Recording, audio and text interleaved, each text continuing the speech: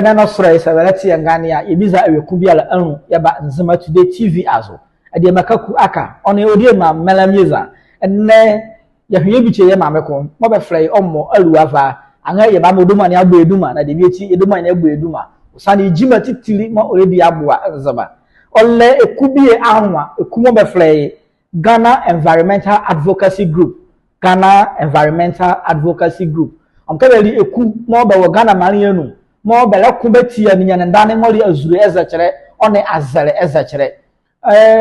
yenyamike sikere bia nuke bela ba ye press conference mo le edueke ngalare ama nya wo ba kanta su ayi azo ehye tie nzema today TV enna no soro ye hwe biche omwa ka bodo wa no de kra ye ha edueke ye ngaman ye ba mai oduma na adane na ya ba eduma na akadwele mo wokara ya ya do azure omo da flamika ku aka awiane na da oye Yo, waja kwa